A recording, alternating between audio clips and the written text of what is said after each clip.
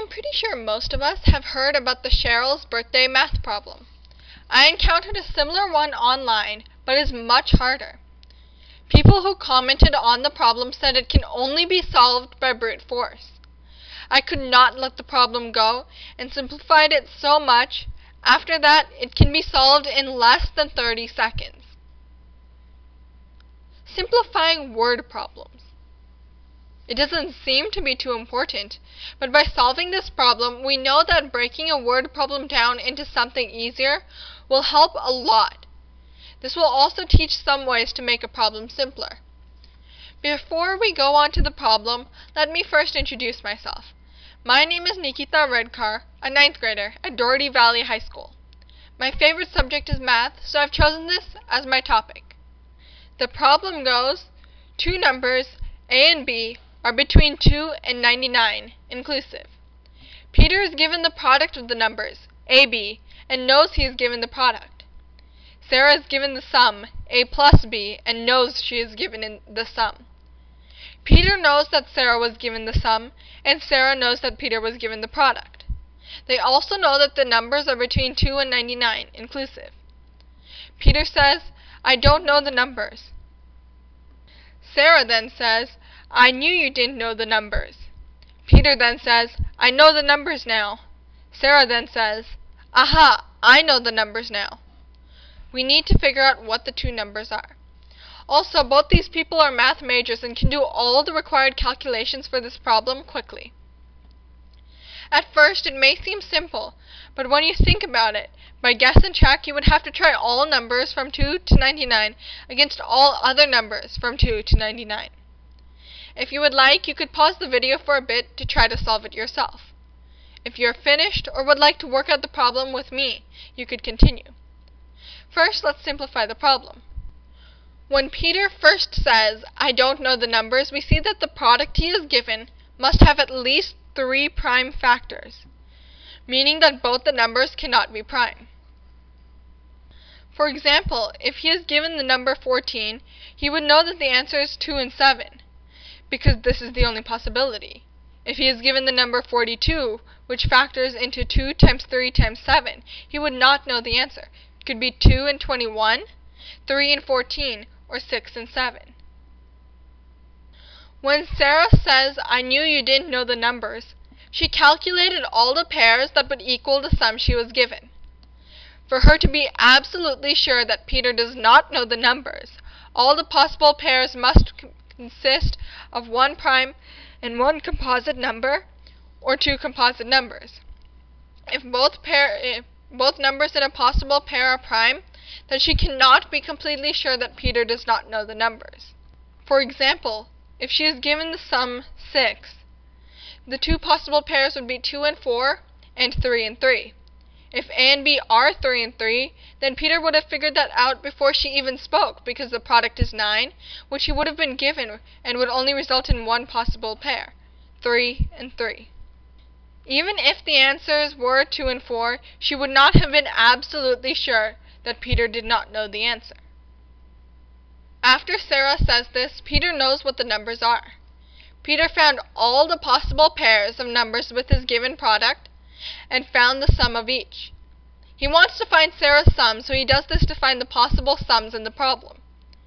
Then he checked if any of these sums can be expressed as the sum of 2 primes, using Sarah's logic. And he must have been left with 1 pair that could not be expressed as the sum of 2 prime numbers, and he knew this pair was his answer. For example, if he was given the number 42, then the possible pairs would be 2 and 21, 3 and 14, or 6 and 7. Then we find the sum of each. 23 and 17 cannot be expressed as the sum of 2 primes, but 13 can, with 2 and 11. Then he would, in this example, not know the answers. Instead, for him, only 1 pair of numbers remained. That way, he figured out the numbers. To speed through the next part a bit, let's look at the possible sums and products in the problem. To find the sum, we are looking for a number between 4 and 198, so that it cannot be expressed as the sum of 2 primes. We will make a list of possible sums from 1 to 100. Goldbach's conjecture is a rule stating that all even numbers can be expressed by a sum of 2 primes.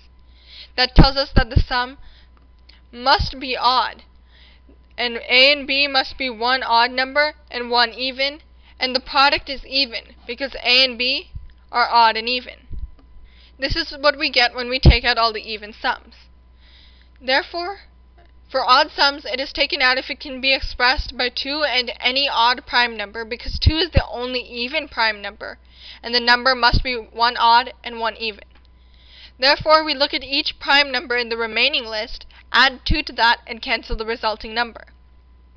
We are left with the answers shown, and I also solved this out from numbers from 100 to 198. Only form the list of possible products up to 100. That should be enough for now. We figured out earlier that the product must be even, so we don't need to test the odd numbers. By testing each number, I mean